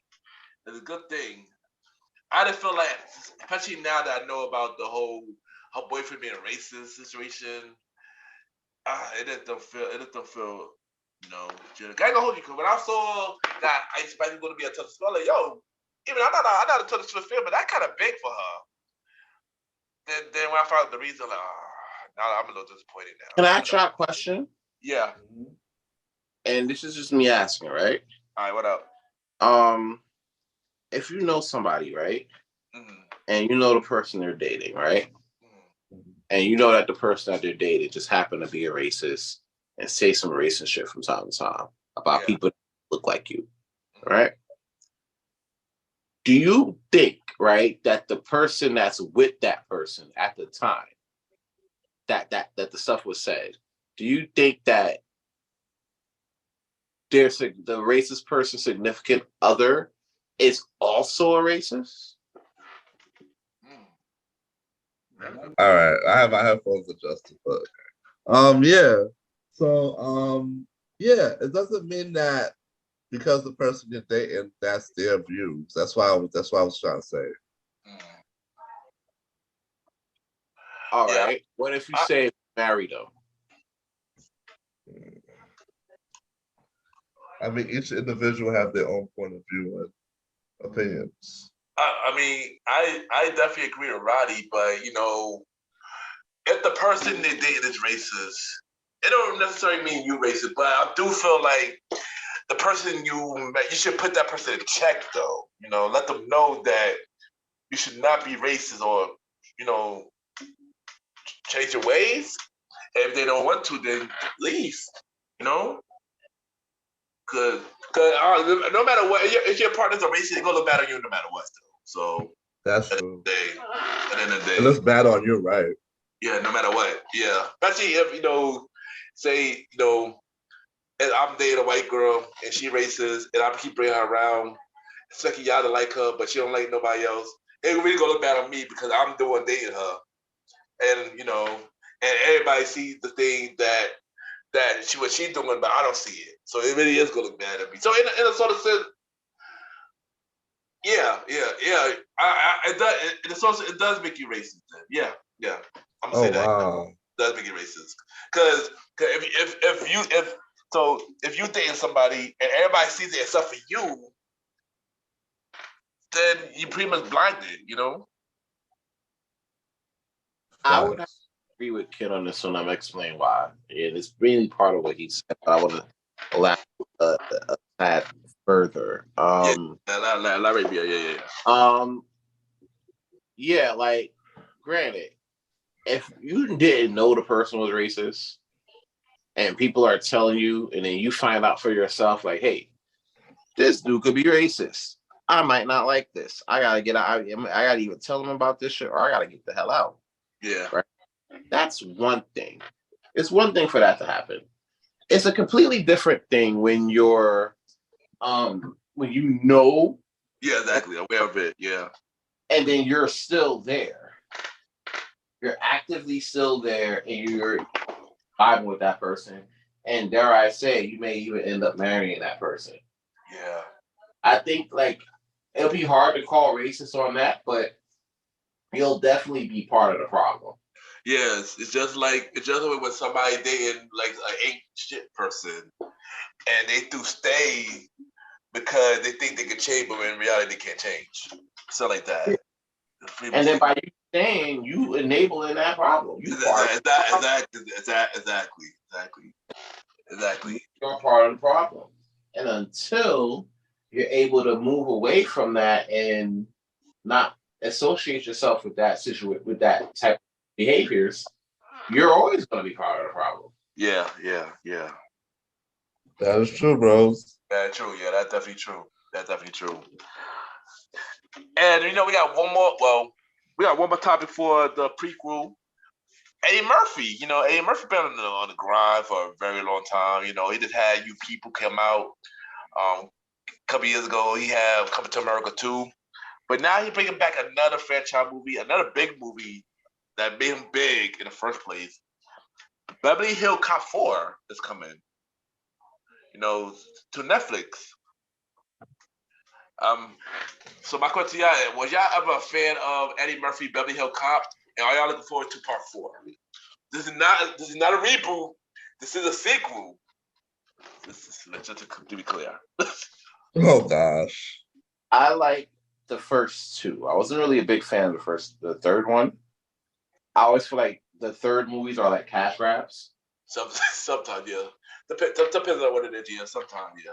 Sometimes. But I like to see what Beverly Hills Cop 4 would be like for this generation. Because they haven't experienced something like that before. Yeah. So, yeah. I think it'll be a good one. Right. What about you, Roddy? Beverly Hills Cop was good. 1 and 2 and 3. So let's see how this one turned out. Hopefully is the same level of writing, and they don't try to throw a whole bunch of crazy stuff in there, because that's what they've been doing lately. I agree. I did watch Beverly Hills Cop 1, 2, and 3. I'm refreshing my memory now. I just watched Beverly Hills Cop 1 yesterday to refresh my memory, and I just remember how great that movie was. I'm doing number 2 now, watching number 2 now. So yeah, I am looking forward to part 4. It coming to Netflix too, so and stuff like that. But also, I just found out this yesterday. I was doing my research on YouTube, but turns out they were supposed to have a show for Beverly Hills Cop. Like a series. A series, yeah. And on the series was Brandon T. Jackson and Eddie Murphy. Wow. And it was supposed to be on CBS. Ironically. Yeah, CBS. I don't know if I would have been interested in the show as more as I would have been in a movie. Yeah. Because you would have had to get me interested in 10 episodes of Beverly Hills Cop 4, which would have been a third sequel to the original. Yeah. When you could have just did that in the movie. I agree. And the thing is, here's the thing. I would have been a fan of the show if it wasn't on like streaming service like Panama Plus or Netflix or Max, where it's no boundaries. They could go all in. I feel like it would not work if it was on CBS. Because originally this would be on CBS, and we talk about CBS a lot on this show. That's the old people channel. Yeah, and also after that, I got both the people with CBS and CW after this. But I felt like it would not work. It wouldn't work because mind you, they had Rush Hour on CBS. They had a Rush Hour series on CBS. That didn't really work out. Even though the show was all right, they canceled it. They had a Training Day series on CBS. That definitely didn't work out. They canceled it. And they had Beverly Hills Cops, which they recorded the pilot and it never been released. They leaked it online on YouTube now. I saw the clips of it yesterday. I mean, I would happy to see Eddie Murphy. It would have been okay to see a show with Eddie Murphy because Eddie Murphy. But I feel like a show on CBS wouldn't work out anyway. So I feel like it was a good decision to not even put it out, in my opinion. And honestly, it probably would have just got canceled by the second season anyway. So way before, I'm pretty sure after the finale, it would have been canceled. Y'all already know how CBS is. Which now I got a bone to pick with CBS, yo. I threw one on why CBS canceled East New York. That was a really dope show, like a really dope show. Yeah, I think it was really dope, like really, really dope. It was really good. It was a good show. It was a really good show. It was a really good show, son. It was a really good show, yo. It was a really good show, yeah. It was all right. I mean, it was no snowfall or nothing like that. I wasn't like I'm not saying that, but I'm just saying that it didn't deserve to be canceled. It was one of CBS best shows for the season, for this season. It was one of CBS best shows. They had it a while. And the thing is, they canceled it and put another cop show that is a reboot. They brought back Matlock. Matlock? Oh, really? Matlock, yeah. They rebooted Matlock, but it's a woman lead. Oh boy. Yeah. And also after I got a poem to pick with the CW. I do wondering why CW didn't renew All American Homecoming. Like CW, what y'all doing, dude? Like CW is bugging right now, yo. They got a lot of important shows that they come up for the fall season. But y'all didn't renew All American Homecoming. I mean, y'all renew All American, of course. That deserving to be. But CW bugging right now too. Gee Louise, man. That's what happens when you get rid of all of, because CW did this a long time ago. CW used to have a lot of networks did this too. Yeah. CW used to have a lot of black casted shows. A lot of black casted shows. Yeah, they did. Shows blew the roof off. You feel me? They did numbers. It did. They did numbers better than a lot of the shows people like now, honestly. Yeah, it's a fact. When they got rid of all of those shows and they went with the superhero route or the old people show route, the numbers started to dwindle and dwindle and dwindle until one day you look up and all the superhero shows are gone.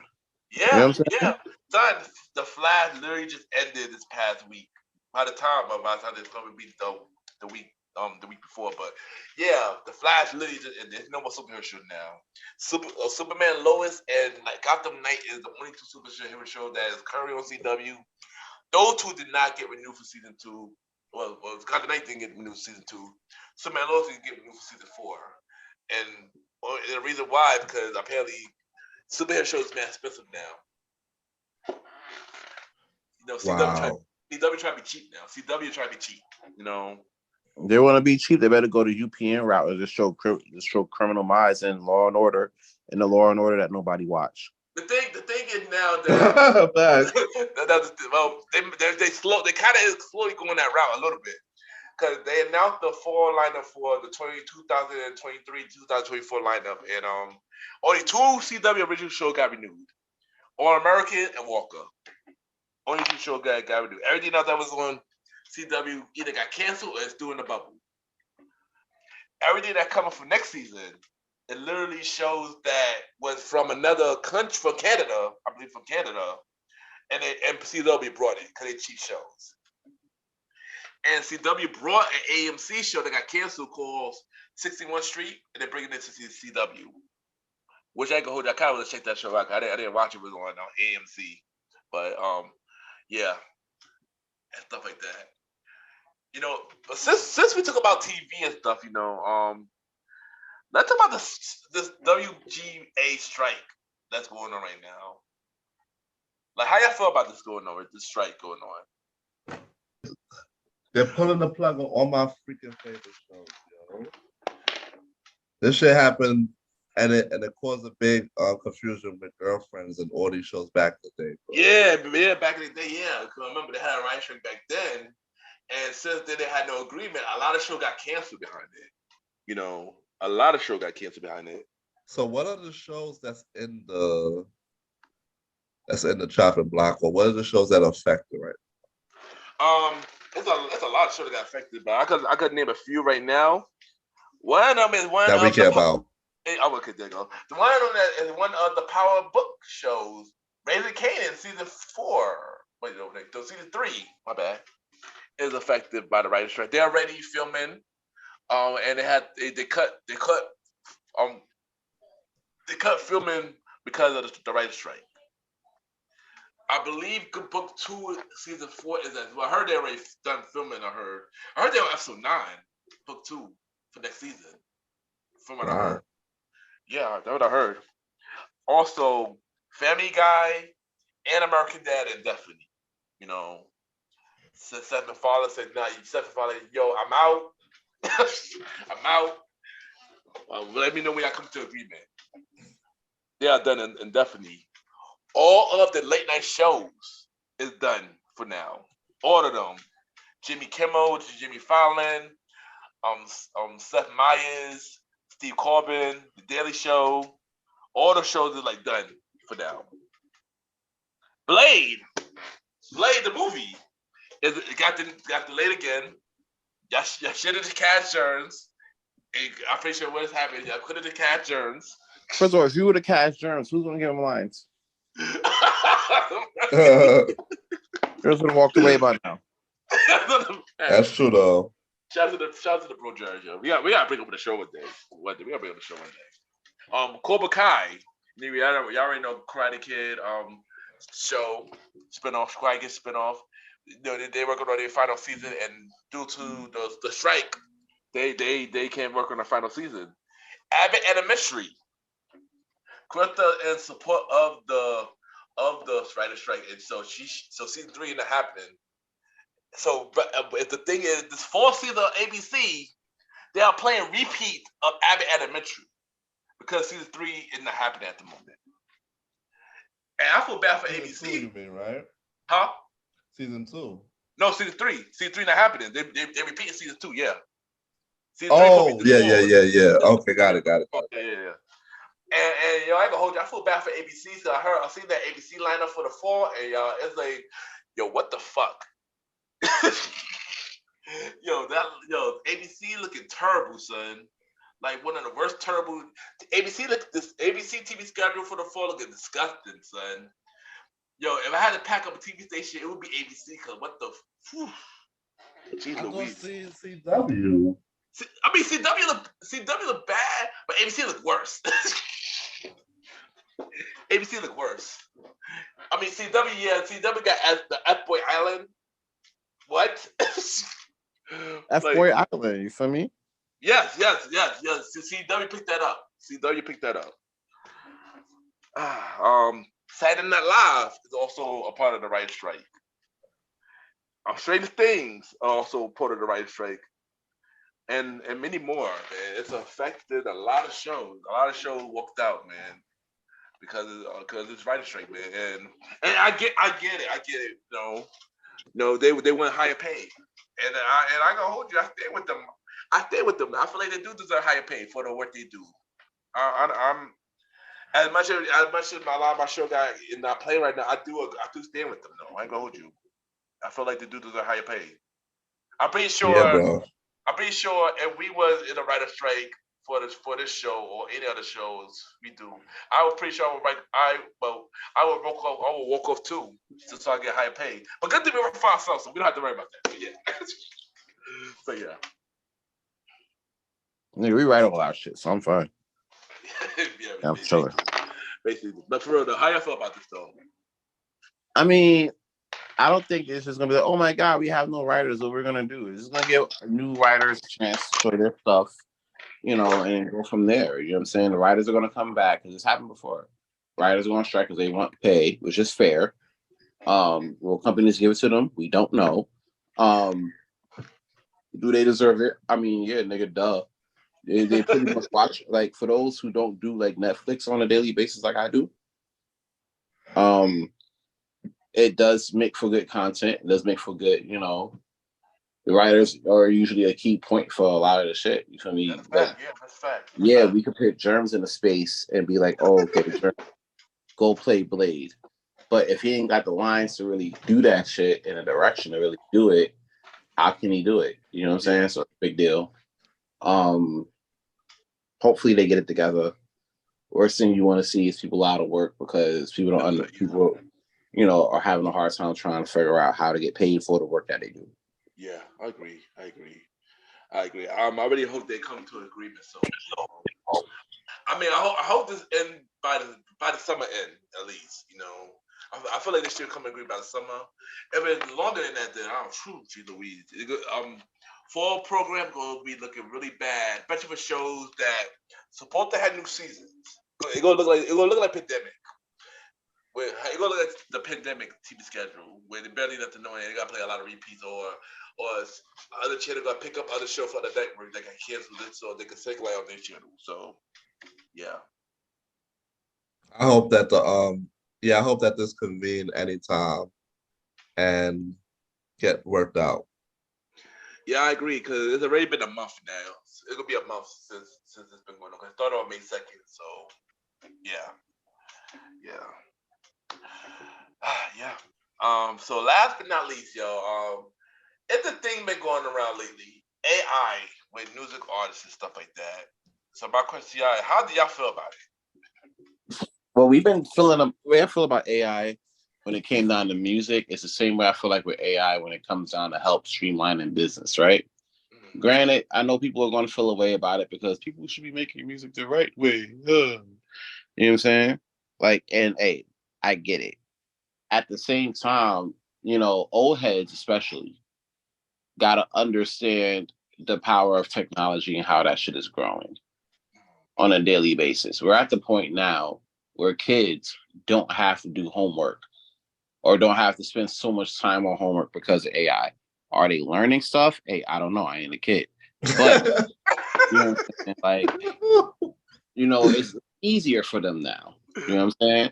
I had to come up, funny story time with everything. The third time we ever says, get around.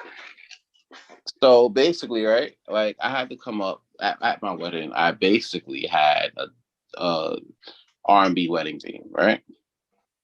And I had to come up with a list of names for the tables that was there. So all of the names I came up was themed from R&B, from popular R&B songs, right? Majority of the list that I have for that came from ChatGPT. You know what I'm saying? People are using ChatGPT to bet on sports games. You know what I'm saying?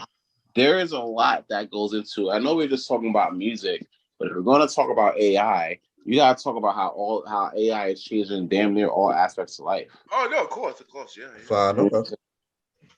Because it really is. Here's one tip before you continue saying. Why iRobot? Continue saying. Do you? Yeah, iRobot is a crazy thing. They're even training AI. They're even some companies are even training their AI systems to like lie, to actively not even lie, but I came across an Insta reel before I got on the pod about this company training their AI systems to work through captures. Oh wow! Right? Because you think about it, we could get past a capture, a robot can't. But they're training the AI. Here's how they're training them: they're training the AI to place an ad on Fiverr, right? To get somebody to solve captures for them. Because as an AI, you can't do that. You know what I'm saying? You don't really have the mental dexterity to really do that shit. So what do? They do like we do. They'll hire somebody to go on Fiverr and be like, hey, I need help, solving these captures, right? Yeah. And then the person would ask, like, hey, are you a machine? If so, I can't. And the AI system would be like, no, I'm not a machine. You can trust me. I just have a condition where I'm blind and I can't see the capture. So it's basically they're teaching the AI how to lie and get certain tasks done. So it's funny you mentioned iRobot, Ken, because it's a big thing, So knowing all of this, I get a text from Roddy talking about Michael Jackson's did a remix to Dusty Wine. And that's just AI. And then I hear a Drake album, right? There we go. Which is fire. I send y'all the Drake album. I know we're gonna talk about the topic, but I didn't get you to the Drake album. But good to Sam. Shout out to Ken on that one. But yeah, like that shit was fire, bro. That was AI too. Yo, I found a Michael Jackson Careless Whisper, George Michael song on Careless Whisper song, and that was AI. And I heard like, this is banana because it's imagining what if Michael did a song, but we know that he never did the song, and it sound crazy, it sound amazing, AI.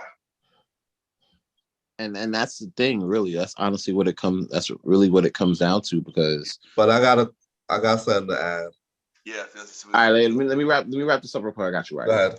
But this is just part of technology. Now, what only thing guys can do now is enhance their contracts to be like, hey, I don't want my my likeness affected by any AI. And they can work that out from there. But if not, this is going to be the thing, and they're going to have to work with that. True. Roddy, what you got to say? I got something to say too. All right. So,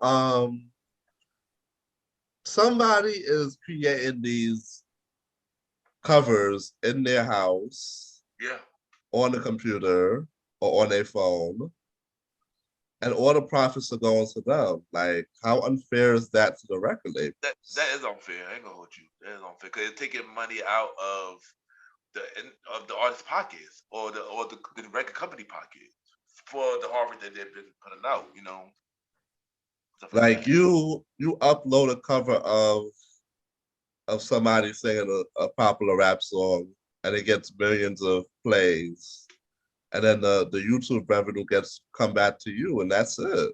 Yeah, that's true. You'll just continue to do it. Yeah. It's like it's really weird with the AI. That's the weird thing I have with the AI right now when it comes to the musical aspect. But another thing is, it was scary with the whole Drake album that you sent me, because if they did this to Drake, they could do it to anybody. Anybody who's looking for a posthumous album, AI will give it to them right away. Yeah, and the thing is, like, for artists that die, I mean, it give a wishful think of what if they was allowed to do the song. But it's more scary for artists that do it live though, because you pretty much hearing a song from for example the weekend, and we think it's a new song for the weekend, but in reality it's not the weekend voice. It's somebody else using the weekend voice. And that's kind of scary, and that's very scary to the music industry. That's why Ice Cube got a big thing about it. He didn't like it. He heard about it, and I agree with IQ. We said it's very like demonizing to the industry. Like I told you, it's really demonizing. You know what's demonizing to the industry that nobody's speaking about? Yeah. 360 deals. Oh, that too, of course. That too. That too, of course. Been terrorizing the community since 2006, and nobody said shit. Well, we spoke about it a couple of times on the show. Well, it's a good folks here at the Boyz podcast. Stuff for us. But Yeah, we think how toxic 360 deals are. But this is even worse. And honestly, it's only making a big uproar because record labels are losing money from that shit. Yeah. If they had a stake in AI, let's be real. If they had a stake in AI, you wouldn't hear a peep about that. Matter of fact, even if say Drake had a dispute with Universal, which is the people who signed to the people who signed to the people who signed to the label he's currently on. And the people who tried to Scott our show to get off Spotify, but basically, right? So basically, if they had ties to AI, say Drake didn't want to do another album, they'll be like, "Oh, word, you ain't trying to do another album? I bet we'll put your album out." That's a fact, yeah. AI, they'll have their systems, and then they'll create another Drake album like the one you sent me. Yep. And we'll all, as consumers, be like, "Oh, it's fire, it's great, it's lit," even though Drake did not drop one to it. The new sexual, that's a fact. Yo, also, I saw a clip a couple weeks ago. I saw a clip of Timbaland. He was using the AI system. It was a AI with a Biggie on it. Yeah, he made a and I seen that. I was like, y'all already know I'm a big fan of Timbaland, but I do not agree about what he did with that though. It felt weird. It felt very uncomfortable when I see that. I go with you. How y'all feel about that? If y'all saw the clip of Timbaland. If y'all don't feel a way about the Drake situation, y'all shouldn't feel a way about the Timbaland situation. Because the only difference between the dude who did the Drake situation and the dude who did the Timbaland situation is that one is Timbaland, right? Yeah. And the other potentially could be some fat 400-pound dude in Wisconsin who knows how to do AI like crazy. Yeah. That's really the only difference. That is entirely true. Yeah, like I said, I don't agree with the AI situation, but I go hold it. Some of them do sound good though. It's scary, but sound good. But I don't. And some they really messed up with, really bad. Yeah. I'm definitely playing that Drake album after this podcast. Oh shoot! I'm busting out Mortal Kombat, and I'm playing the Drake album. Oh shoot! There you go. And yeah, that is the Premier Boy podcast. Thank y'all for tuning into this latest episode of the Premier Boy podcast. This is pretty late, but don't worry, we just got back and we back. And y'all already know this is your boy Ken, aka Mr. Gentleman. Follow me on IG, Ken _Mr. Gentleman. I repeat, Ken, KEN _ Mr. MR, Gentleman, GENTOEMAN, Mr. Gentleman Lifestyle Podcast. Every Sundays and Thursdays at 12 p.m. We on Spotify, Apple Podcast, iHeartRadio, Amazon Music, Good Pods, and many more. Check out the website, www.realmrgentlemanlifestylepodcast.com. Yeah, take out for, do y'all think, bros? All right, real quick, I just want to say, right, because I know I've been kind of going off on this podcast and on Star Time about a certain that may have been going on. Let's be real. I completely mean everything I say. There are no retractions, no takebacks. You won't see me on the King Talk season finale and talking about, "Oh, I didn't mean that. My bad." No, bro, I mean that shit. Moral of the story, guys. Here's the last King Talk gym for the day before we sign out. Oh, shoot. Be there for people. Be there for people. Don't say you're going to be there for somebody because it sounds good and then not be there. Say you're in one place and then get intel saying that you're actually in the same place and could have sat there and been there for the people that you say you care about. That's fucked up. That is wrong. If you're looking to be a man out, hold on to your word. Your word is when your word When you don't follow your word isn't your bond. Until next time, you already know what it is. It's your man's Aaron. Follow me on IG, Aaron Sands Premier, link in the description. King Talk Sands on Good Pods and Twitter, link in the description. Season finale of King Talk coming real soon. I had to find a date. Dealing with a lot of tech stuff. If it's not one thing, is another. When it rains, it pours. But when it drops, you will know. You know what I'm saying? Also, check out the other 3 seasons of King Talk with Aaron Sands. And yeah, till next week, we talking our shit. Then you got me, the star Roddy Rod. Follow me on IG at the star Roddy Rod. I ain't gonna say I'm a star, but Roddy Rod's RODDY ROD. Star Time Podcast every Monday. Check me out on all streaming platforms. Old school show coming back in June for me and Ken, aka Mr. Gentleman. What day again, Ken? Oh, June 29th. June 29th. Old school show coming back. And every Thursday, June 29th, and every Thursday is a part of Mr. Gentleman Like That Pocket Presents Spinoff Series Thursdays, where all my spinoff show will be on Thursdays. There you go. Yeah. So like, subscribe, and share Star Time Podcast. This is the Star Roddy Rod.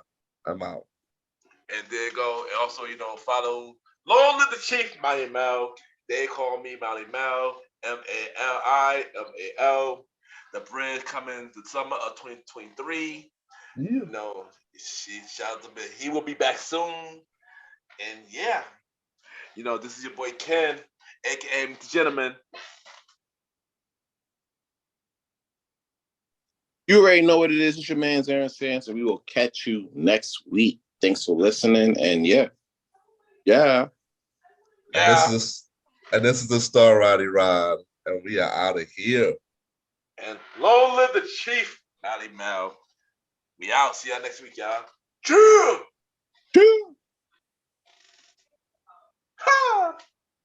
Yeah.